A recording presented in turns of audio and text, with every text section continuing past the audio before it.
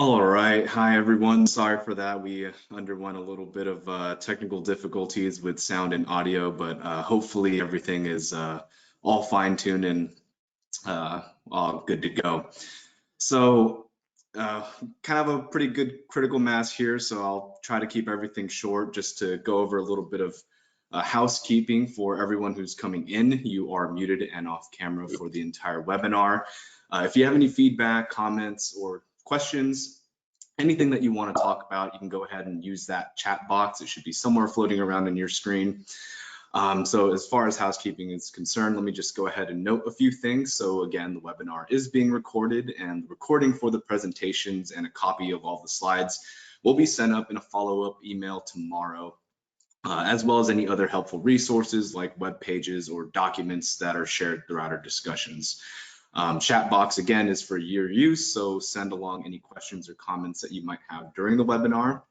We'll have about a 15 to 30 minute window our discussion to host a Q&A with our panelists, and of course that will just be contingent on time and the types of the questions that you guys might have. So for those of you who are new to the work at the National Coalition for Homeless Veterans, or NCHV, our role is to disseminate best practices and uplift communities to help put an end to homelessness amongst veterans. So we connect service providers and people who are at risk or experiencing homelessness, and even landlords, to a variety of resources. So if you're not familiar with this project, this began in 2021 with the generosity of the Home Depot Foundation, and now we're all the way up until 2023, which this series will focus on optimizing internal operations to better serve veterans.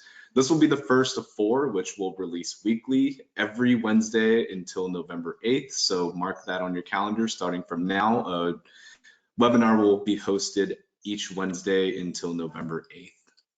So a couple points that I want to preface before we begin today is that it's clear that a tremendous amount of progress has been made to address veteran homelessness, and we've seen a dramatic decline of 55% over the last 13 years. And we know that the work of service providers and folks who have dedicated their work to serve homeless vets is a large part of that accomplishment.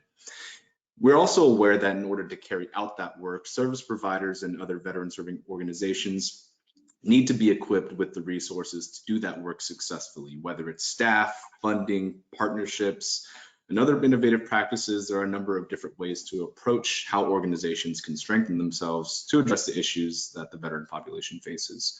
So in this series, we'll host speakers in various areas of expertise to discuss the different ways in which we can improve organizational performance and in turn ensure programmatic improvements that help veterans. Our attention will focus primarily on service providers in this series with the goal to highlight any ideas on how to address the operational challenges in this space. So today's webinar is focused on staffing challenges, particularly the challenges in recruitment of employees and retaining them. So when we think of staffing challenges, we might think of identifying and onboarding talent, or not having enough staff to successfully support more clients, or even lacking the resources to bring them on. Our focus today will focus on 2 levels, so at the point of entry and recruitment, and when the employee's foot is through the door, so retention. So in order to provide clients with quality services, again, we must be equipped with the expertise and resources to carry out those tasks. So we'll discuss the importance of hiring people with lived experience in the homeless veteran space, as well as addressing the challenges with regard to pay and mental health. With that said, we have some really awesome panelists who will be speaking with us today. Kicking off our presentations is Donald Whitehead, Executive Director for the National Coalition for the Homeless. We'll talk about the importance of recruiting people with lived experience into your organization and what it means to partner with those who have lived experiences and the practices surrounding that. Then we'll follow up with Nichole, Senior Analyst at the National Alliance to End Homelessness. She's going to cover issues with the salary gap in the homeless services sector. She'll also talk about how this impedes services and what can be done to approach the issue. And last, we'll finish with Dr. Nikola Alenkin, social worker and independent researcher, who will discuss the significance of stress and wellness plans to reduce burnout amongst staff. Each panelist will introduce themselves in their respective segment. I'm going to shut up now and go on mute and off camera. And like I said, use the chat box to put forward any comments or questions that we can address during the Q&A session. So without further ado, Donald Whitehead, you have the floor.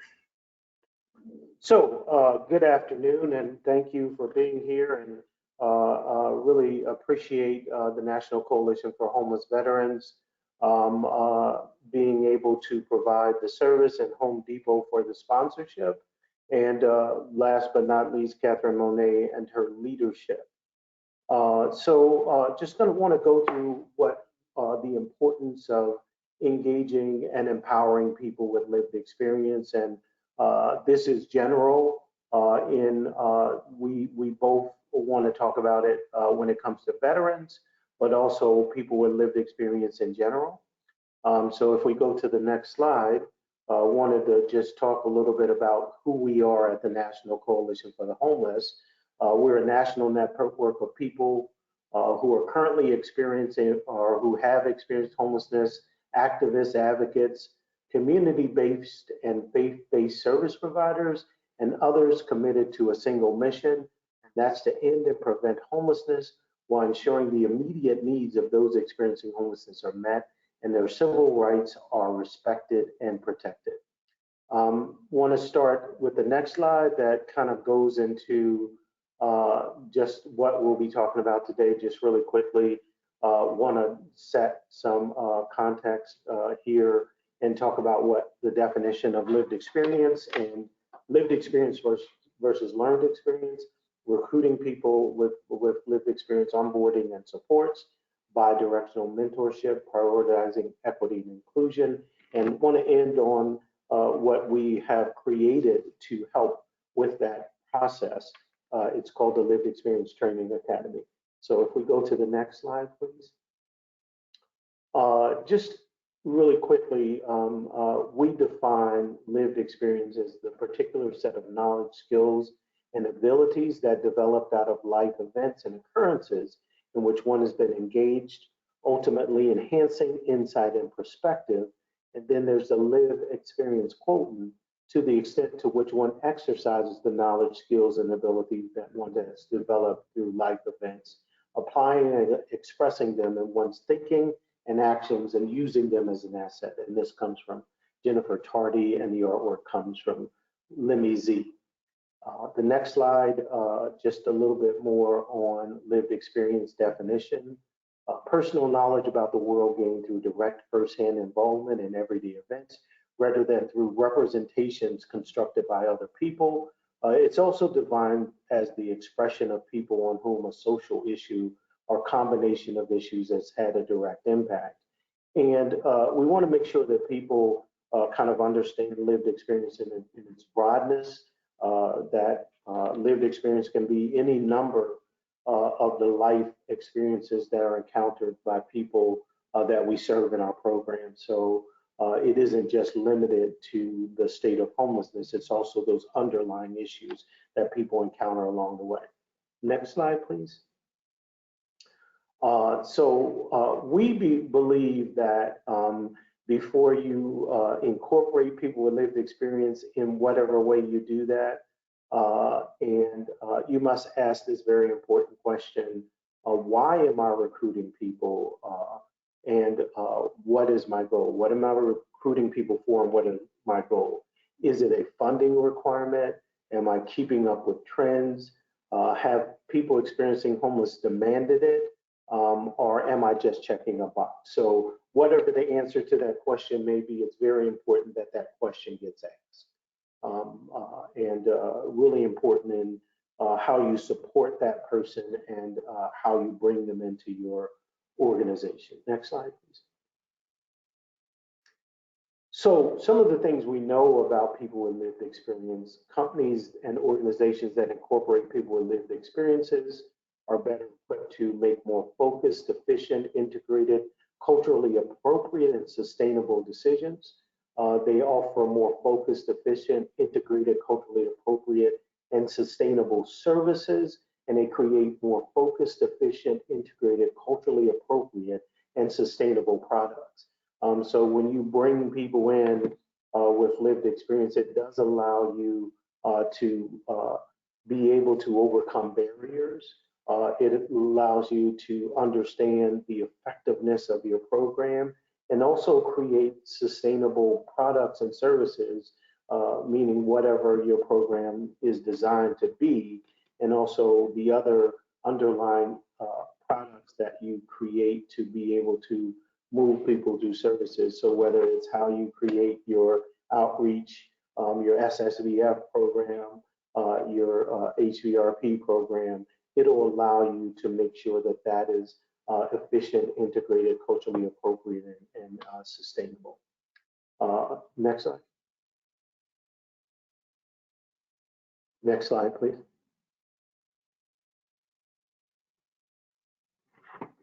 Are you still there?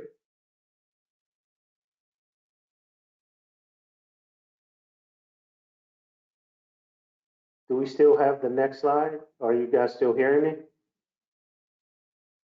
One second, Donald. You go ahead. Next slide is moving. It's just going slowly. Oh, I'm sorry.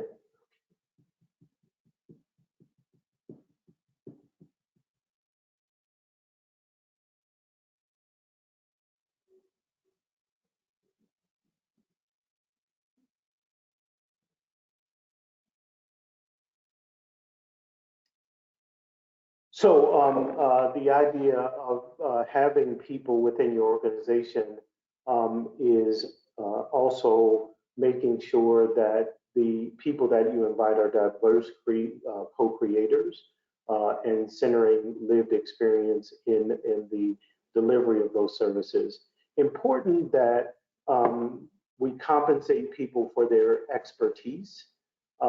Many times as we create job descriptions, we don't value that expertise at the same level we might value learned experience or education.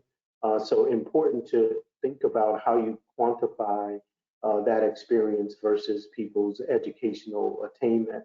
Oftentimes we don't take into account the learned expertise from people being in the system.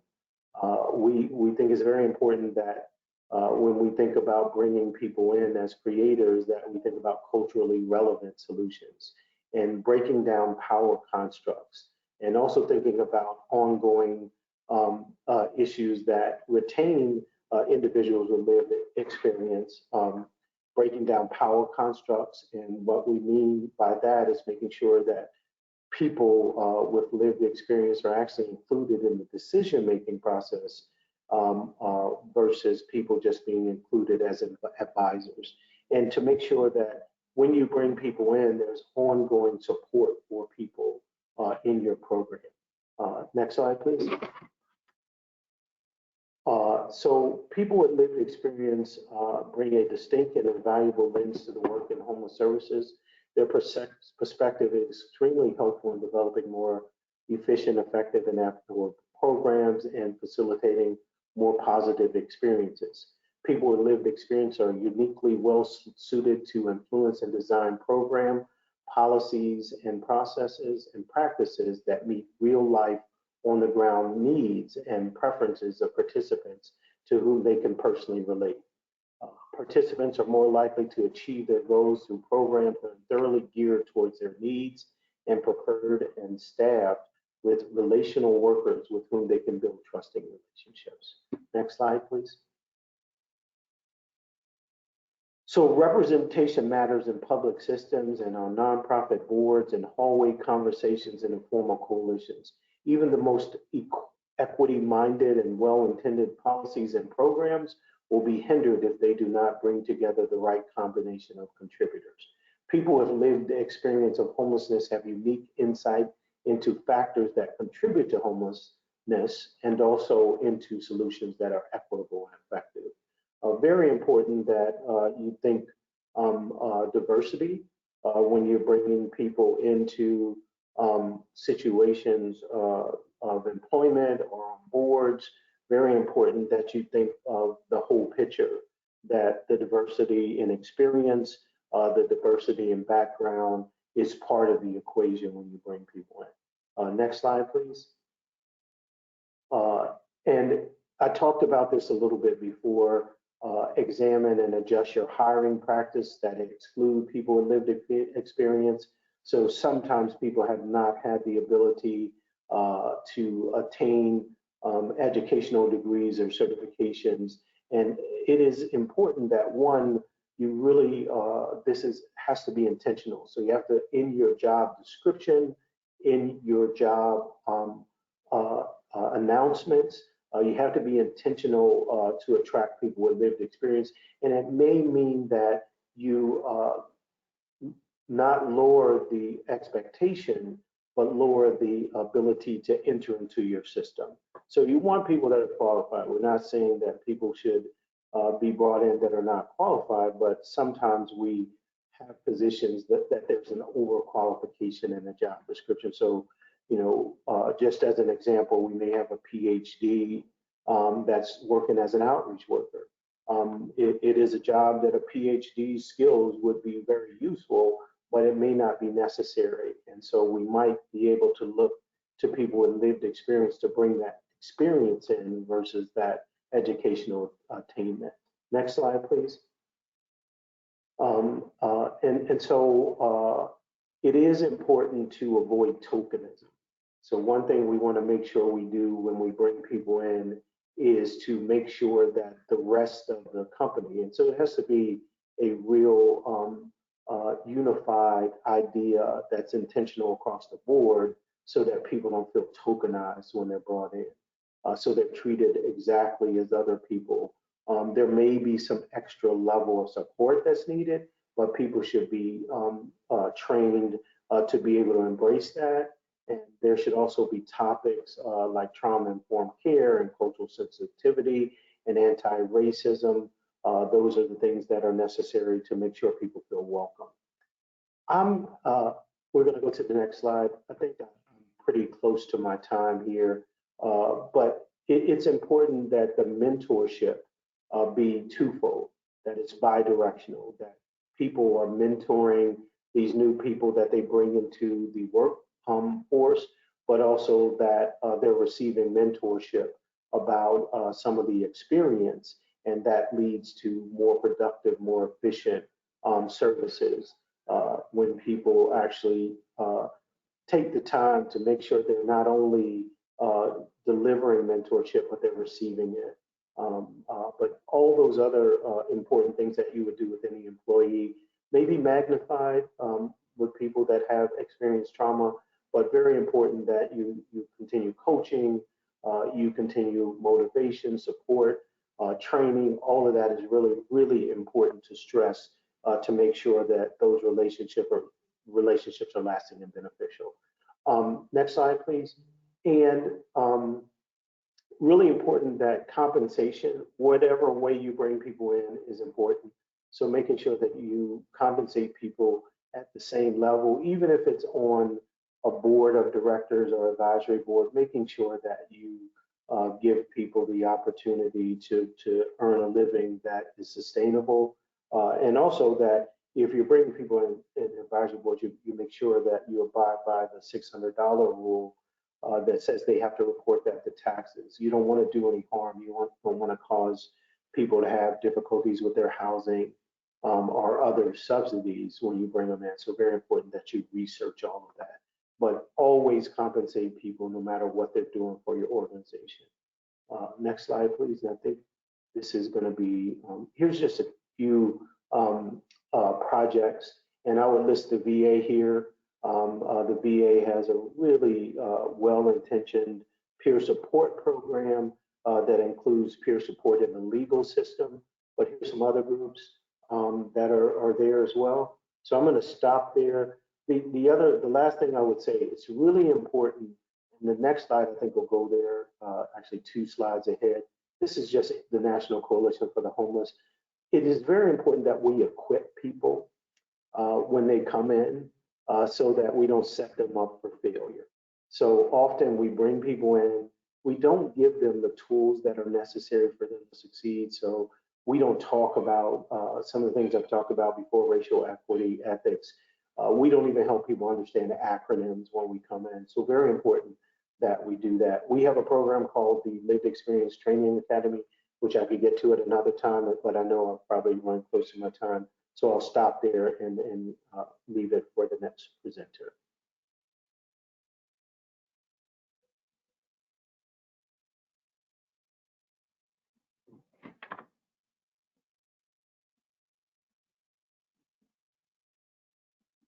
One can hear me. My name is Nichole Dubois. I'm with the National Alliance to End Homelessness, and I'm really honored to be alongside these fantastic panelists to talk to you today about salaries in the workforce. And we engaged in this research that I will share with you because, not a lot is known about this topic. While the U.S. Department of Housing and Urban Development and other federal agencies do require a lot of data collection on people served through our systems, not much is known about our workforce. And so we set out to fill that gap with the report that I will talk through. Next slide, please.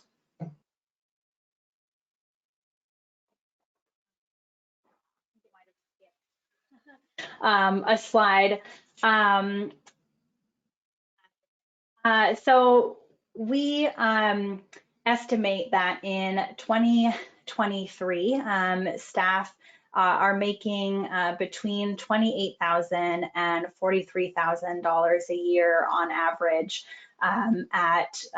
in different homeless service provision. And so you can see on the screen that we bucket out these salaries largely into two groups. So we're talking about folks who are in emergency sheltering situations, organizations, and their average salary across the country is around $28,000 compared to staff at permanent housing organizations, which is around $43,000 a year. And we made these projections based off of estimates published by Dennis Culhane and collaborators on who analyzed nonprofit tax data from 2015. And we just updated those to get a more current estimate. So you'll notice that there is a pretty big disparity between the two categories that we're talking about. We think this is due to two primary functions. One, that the data does not distinguish between part-time and full-time workers, and there might be more part-time workers employed in emergency shelter, which would depress that estimate. And two, there might be more degree requirements generally associated with clinical roles in permanent housing, which might cause higher salaries. I want to stress, though, that these are the average salaries for everyone in an organization. So we're not talking only about caseworkers, people working directly with people experiencing homelessness, but everyone, including their administrative and accounting teams up to organization leadership. Are the first of their kind currently nationally, but they are pretty in line with some localities that have engaged in similar studies, including Los Angeles, San Francisco, and Portland.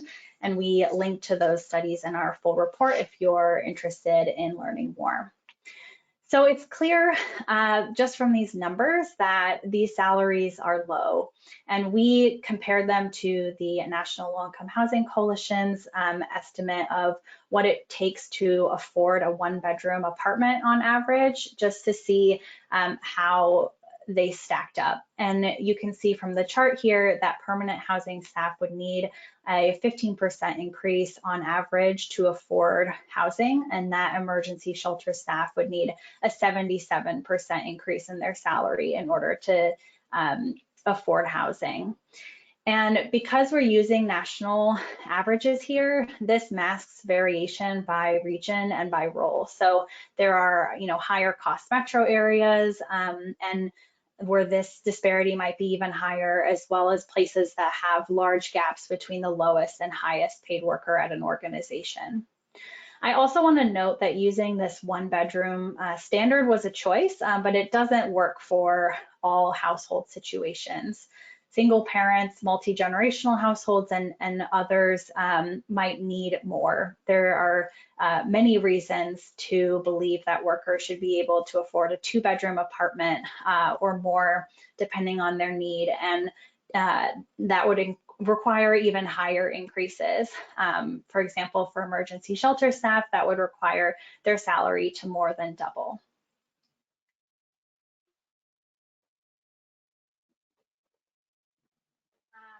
I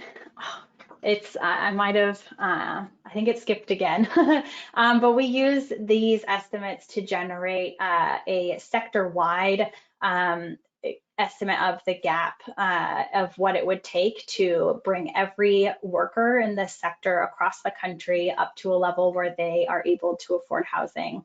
And the number for that is $4.8 billion. That's a lot of money. Oh, there it is. The federal government, through homeless assistance grant funding, can pay for a portion of that by bringing workers whose salaries are funded through those grants up to the standard. But you can see from the much larger dark blue bar on your screen that further investment is needed. I also want to be really clear that we're not making an argument here about the funding level that is required to adequately address homelessness. This is simply what it would cost to bring everyone who is working in this sector up to that housing wage based off of our current bed inventory. To what we can do about this gap, I just want to go through why we think it's so important to focus on it. And the first is that it's clearly important to staff themselves. We are not valuing the expertise, the dedication, and the care that people are bringing to their roles. In the wage study that was done in Portland, Oregon that I mentioned, less than 1/3 of staff surveyed responded that their salary enabled them to take care of their basic needs. And that is a horrifyingly low figure. It might mean that people are forced to live far away from their jobs in less expensive areas, or that they leave the sector altogether in search of higher wages. It's just really hard to be a good employee when you yourself are thinking about how you're going to meet, how you're going to pay the bills at the end of the month. I also want to note that inadequate pay is a racial equity issue as well. People in program management and director level roles have historically been disproportionately white, and these tend to be the highest paid people at organizations. Meanwhile, Black and other employees of color have been denied opportunities to progress into these roles, and the salaries of staff on the front lines are especially consistently too low. And it also impacts staff with lived experience of homelessness. You just heard from Donald how crucial it is to hire and include people with lived experience, how much value they bring to an organization and to the people that they're working with. And we're not valuing people's labor or respecting their talent when we don't pay them enough. This damages their ability to continue to survive and thrive. It also impacts organizations, which have trouble hiring and retaining talent. I was in a community earlier this year where one provider shared that a full half of their staff had turned over in the last year. Again, salary isn't the end all be all, but it does contribute significantly to hiring and retention. One study found that over half of employees in the area in the homeless sector were intending to leave their field within the next year, but that nearly all of these, 86%, would stay at their organization if they had higher pay. So the ability for an organization to execute on its mission is severely impacted with a lot of turnover. Programs lose institutional knowledge, there are increased training needs, and existing staff have to take on more work than is feasible, which further contributes to burnout. And this bubbles up to communities. When new funding opportunities pop up, organizations are not able to take them on. Staff challenges can delay program administration. We heard this a lot in the pandemic, for example, in the rollout of emergency housing vouchers, that it contributed significantly to program delays. And we've also seen communities not being able to spend the resources that are available to them because they don't have adequate staff. And when we think about that in the context of how resource strapped our systems are, the idea of leaving funds on the table is incredibly painful. Next slide. Ultimately and importantly, this hurts people experiencing homelessness. When people are seeking help, they're often met with flat denial, a long wait list, a lot of paperwork or bureaucracy, hurdles to jump through. And in these circumstances, people can understandably lose faith in the systems that purport to help them. Having a good and consistent caseworker who can walk alongside you makes a real difference. We know that anecdotally, I'm sure folks on the call who work with people can attest to that, and research shows that as well. Fidelity to Housing First and other evidence-based practices requires appropriate staffing and case management ratios in order to realize positive housing outcomes. In addition to damaging relationship building and contributing to staff turnover, high caseloads and inadequate capacity can lead to significant delays. Just think about the difference between a staff person who has time to accompany someone to the Social Security office, like drive them, be there with them, and help them get their identification versus, a staff person who's not able to be there through that journey. And all of that really contributes to longer wait times to get into housing, and every day without safe and permanent housing to call home takes its toll.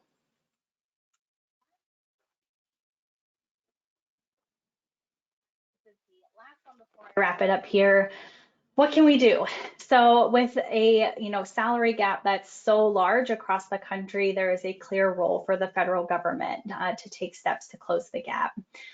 For one, Congress can start by increasing the pay for staff who are already paid for by homelessness assistance grants, and they can include annual cost of living adjustments to salaries like they do for rental assistance payments. They might also consider working towards further investments in bolstering the workforce in HUD and beyond. We also think that the federal government should consider regularly reporting workforce data. We make this recommendation and others in a recent report called Calculating Change.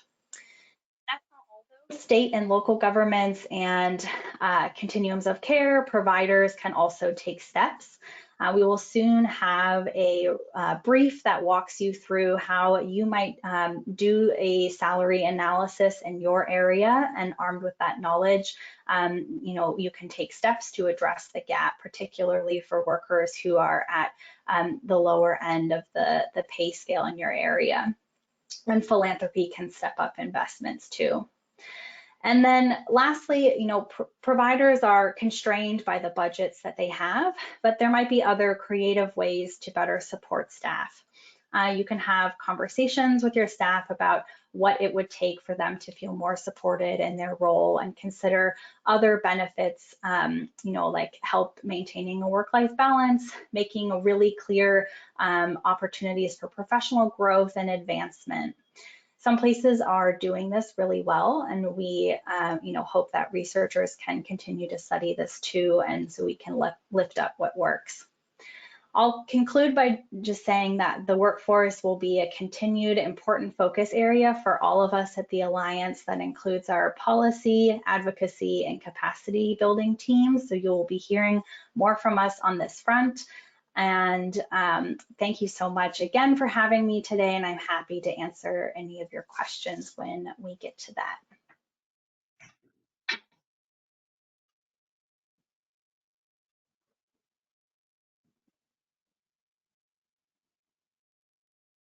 Okay, good afternoon, everybody. I really appreciate the invitation today. I think these webinar series are great to really highlight not only the needs of organizations, as Mr. Whitehead discussed, particularly those with lived experiences, and Ms. Dubois did a very excellent job of describing really the gap in terms of pay for the work that's done, which is often very complex work. I'm going to touch on what do we do once we have employees in place, and how do we build self-care for them individually? How do they develop that? And also as organizations, how can we best support our employees so that they will feel satisfied and develop satisfaction around the work that they do, in turn delivering better services, enhanced services, and overall it creates a much better continuum of care of service when we have staff that are taking care of themselves and are delivering better services to our veterans. So I do want to say I am an employee of the Department of Veterans Affairs, but this presentation is based on my own personal opinion. I am also a researcher. I've done a lot of research in this area for the past about 13 or 14 years, looking at stress and coping and self-care. And I want to approach this in a way that will help make things practical for those of you, whether you're frontline staff or supervisory staff. So I know we're a little pressed for time, so we can go into the next slide. And the next slide, please. So just overall, why is self-care important? A lot of this information I will provide and I can send out if you reach out to me. There are a lot of studies on why we should be engaged in self-care. We all know that the pandemic really brought about a severe discrepancy and gap between what individuals were asked to do in terms of their roles and the complexity of their roles, and how the systems were really quite stretched in how they could better provide services for our clients. And our veteran populations and veteran organizations were no different. We were certainly, the task at hand was really to manage a pandemic and at the same time to try to continue to deliver services that were very much needed. And we've now seen, if we want to call this period a post-pandemic period, that certainly self-care is very important. So this study actually came out in 2021, and it talked about the impact for clinicians. Clinicians, I want to mention, also includes the lived experience staff, including peer support staff, which are very critical and important, as Mr. Whitehead mentioned, to the systems and continuums of care that we have. So you can read some of the statistics here. If we go to the next slide, this presentation focused on social workers. So I wanted to just highlight, as I'm a social worker myself, in 2021, the National Association of Social Workers actually included within their preamble and code of ethics a piece on self-care. So we certainly have a moral, ethical imperative to care for ourselves. And also what's important, if you read the last sentence here, social work organizations, agencies, and educational institutions are encouraged to promote organizational policies, practices, and materials to support social workers' self-care.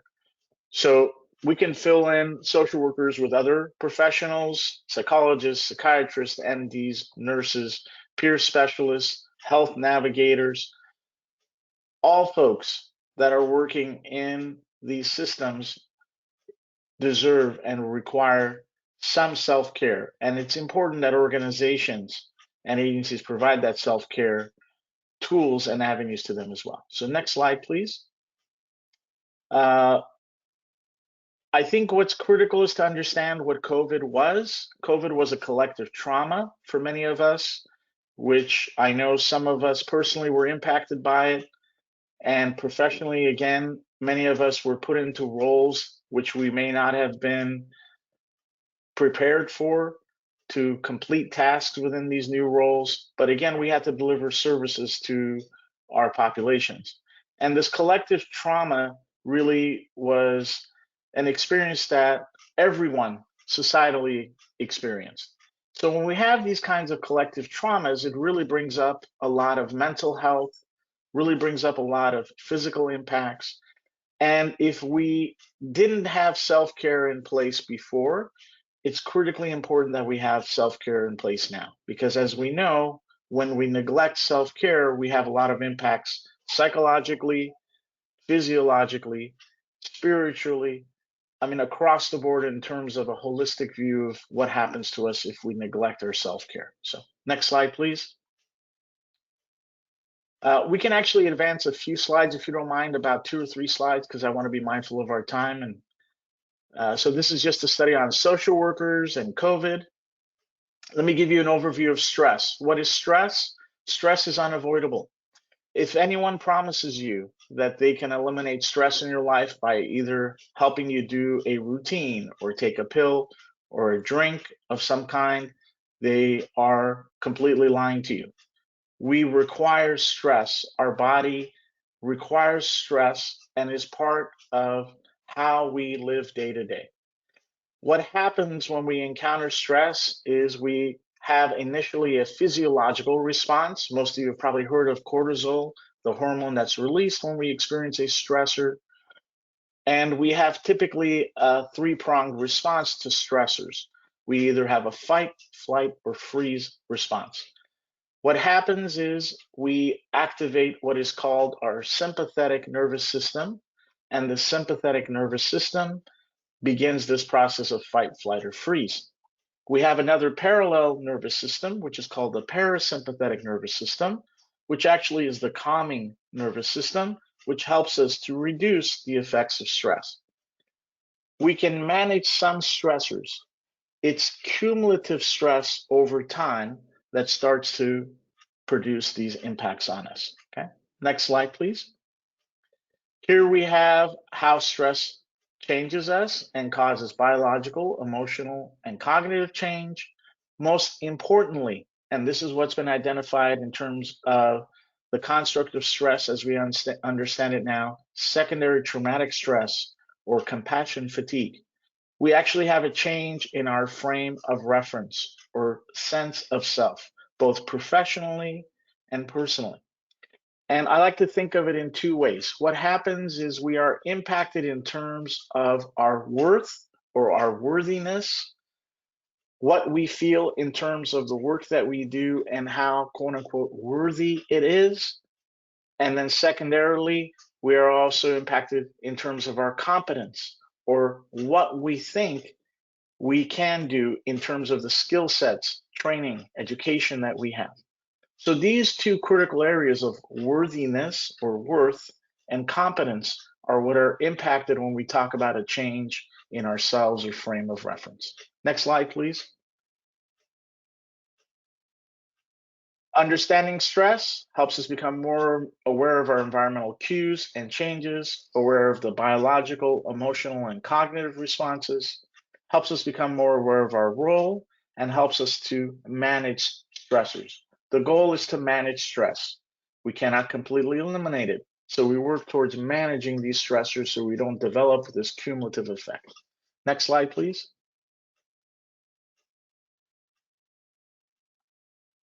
So in terms of a stress construct, just very quickly, we have initial stressors. Over time, we develop tolerance or resistance.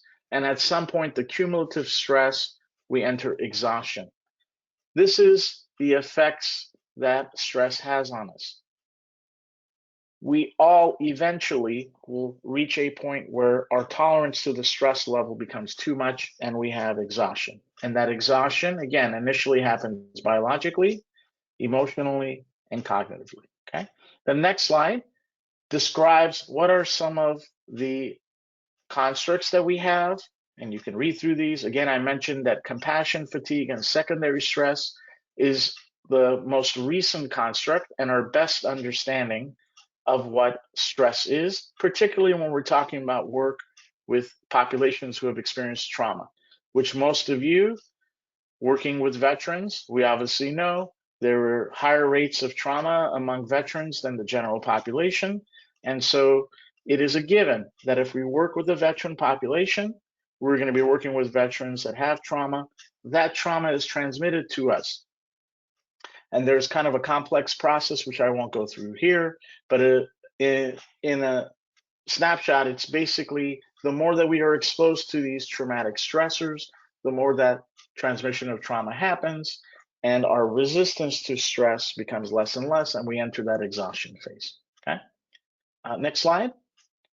So what are some of the secondary stress symptoms?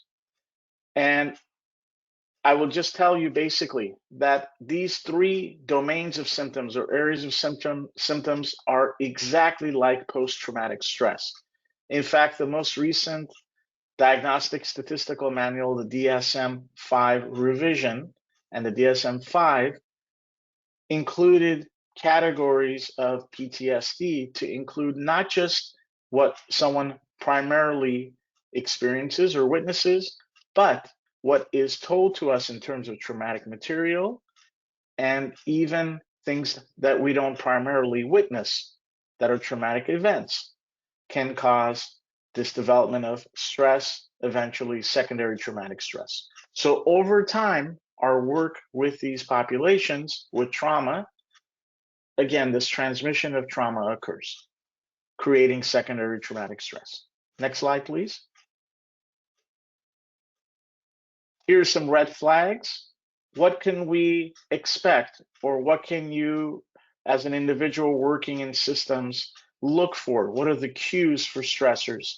More so for supervisors, what are some of the areas that you might see in your employees? So again, initially physical reactions, fatigue, sleep disturbance, gastrointestinal issues, chronic muscle tension are some of the physical reactions.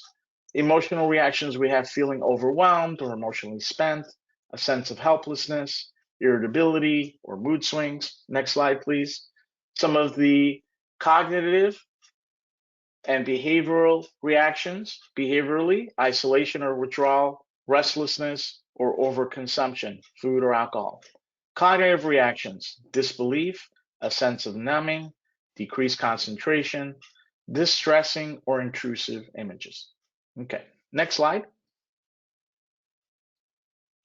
So we're going to talk a little bit about, you can go ahead about 2 slides because I just want to, for sake of time, talk about what we can begin to do. Okay, one more slide, please. All right. We want to utilize effective coping. We want to make sure we identify stress. What are these cues that you experience physiologically, emotionally, and cognitively? And more importantly, your sense of self, your frame of reference. What are you experiencing is really important for you to have an understanding of what you're experiencing.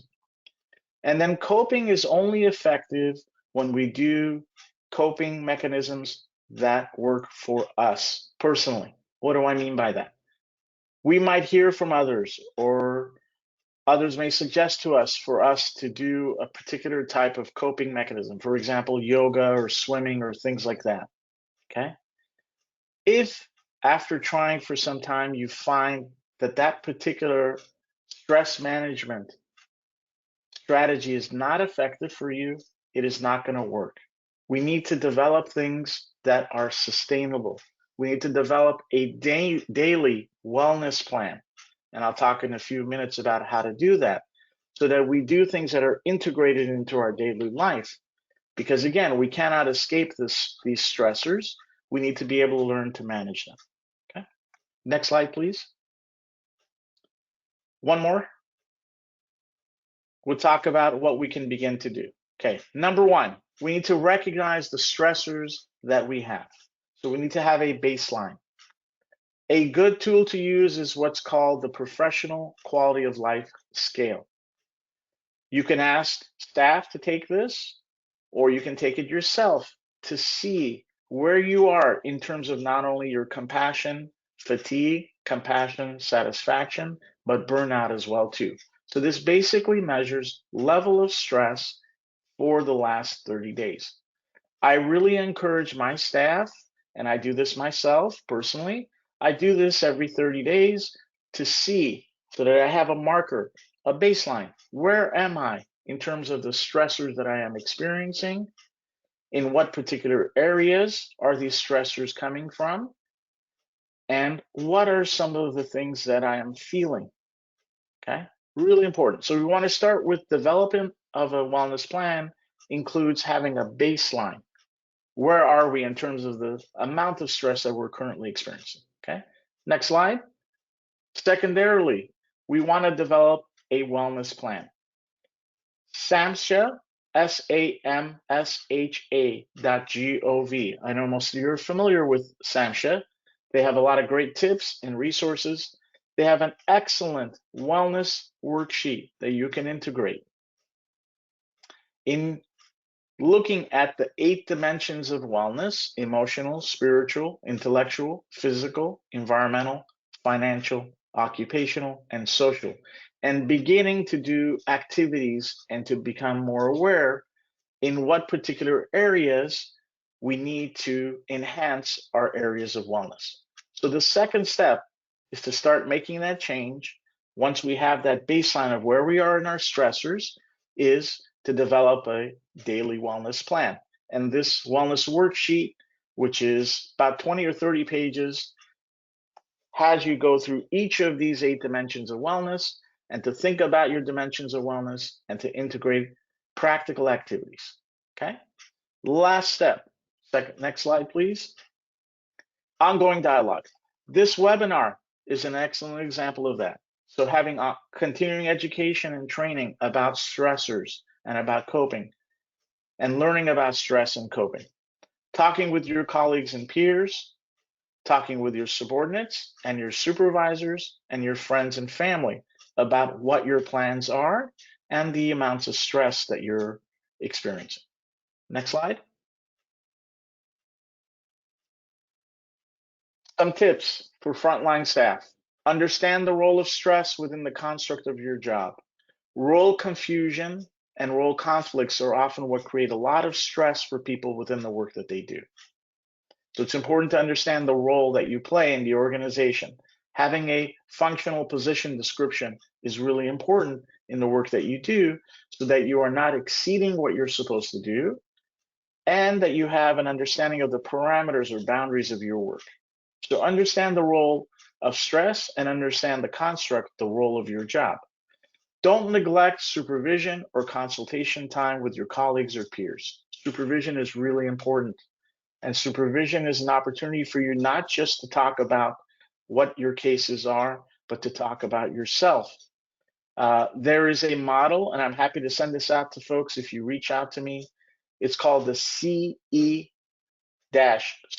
CERT, Model of Supervision, developed by Miller and Sprang, that discusses how to develop a compassion, satisfaction model of supervision for your staff. So having your staff connect to their supervisors and to one another is really key in terms of mitigating stress. Thirdly, be consistent and structured in your roles and ask for clarification. Be aware of issues related to ethics and boundaries and review these frequently. And then importantly, create an environment of wellness within your work. Have this daily wellness plan. For example, something simple like taking a walk 10, 15 minutes during the day, moving from your desk to have your lunch, spending time with your colleagues and peers. Those are all ways that we can integrate an environment of wellness within our work. Okay, next slide. Tips for supervisors. I talked about the Miller and Sprang. This is also another helpful area, is to set the stage for the first few meetings in terms of looking at roles and expectations, talking about confidentiality, setting up the frequency of meetings that you're going to meet with for your subordinates, focusing on conflict resolution, meaning when those stressors rise to the level where they are not tolerable, really engaging and talking with your subordinates about how they can help them manage those stressors. And then goal setting. The number one reason why people leave their work, and Mr. Dubois really highlighted this, number one is salary. Number two is autonomy. When people don't feel like they have any autonomy or independence or can make decisions, they feel stuck and they tend to leave. So goal setting within the supervisory meetings is really important. Next slide. So again, the CERT model, as I mentioned, for supervisors, role model wellness for your staff. Recognize that we are in a work that requires us, a profession that requires us to work with traumatized populations, and that stress is inevitable. So we want to recognize that. Discuss with your subordinates signs and symptoms of stress from your first meeting, and set up an agenda for meetings with your subordinates that includes space to talk about wellness and self-care. Next slide. Finally, if you have any questions, I'll be happy to take questions here. I include my information. You're welcome to reach out to me via phone or email. If you have any further questions, be happy to send out some materials to you. I did develop a program, a self-care program within the VA that was very helpful and instrumental in reducing stress for our employees. I'd be happy to help you if you're interested in trying to integrate some of that wellness plan within your agency. You're welcome to reach out to me at any time if you have questions. Thank you all for joining us.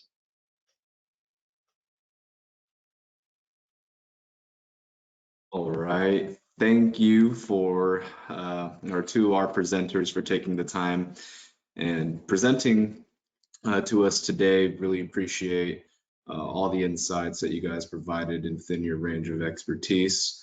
Now we open up the floor for Q&A. I know we are pretty over in terms of time, so we have time for maybe 1 or 2 questions. I have one. This is for Donald. So in terms of organizational performance between folks who have, staff that has folks with lived expertise versus folks who don't, do we notice any significant differences in terms of programmatic performance? And if our presenters can have their cameras and cameras on. Happy to kind of speak to that. My primary example would be a program that I managed in Orlando, Florida. And that program was a permanent supportive housing program. And we introduced peer support in that program. We served both veterans and people in the general population. The idea was to serve the 300 hardest to serve. And it absolutely made a dramatic difference in people's ability to stay housed. When we introduced that peer support component, people were actually able to really get the level of supportive service that they needed. It's tough when you have, even with the best practice of a 15-person caseload, if that caseload has high acuity and multiple barriers, it's really hard for a case manager to be able to manage that population. Now, having someone else who had lived experience but was able to navigate the system was really instrumental. And after the first 2 years, people were still housed in that program. So that's my one example. I think the other example is we started a group about 3 years ago within HUD, the People with Lived Experience and Expertise Committee. And that committee has been able to have pretty substantial input on how HUD programs are developed, kind of how they land and how effective they may be within the population. And I think it's increased HUD's ability to be able to really manage strategically successful programs because of that input. One example would be if you've seen kind of the changes in the AHAR, the Annual Homeless Assessment Report, part of that has been HUD has listened to people with lived experience and made some changes in how people are counted in the Annual Homeless Assistance Report. Those are 2 examples, but I think without a doubt, every program that I've been associated with that had that component was more effective than they were prior to having it.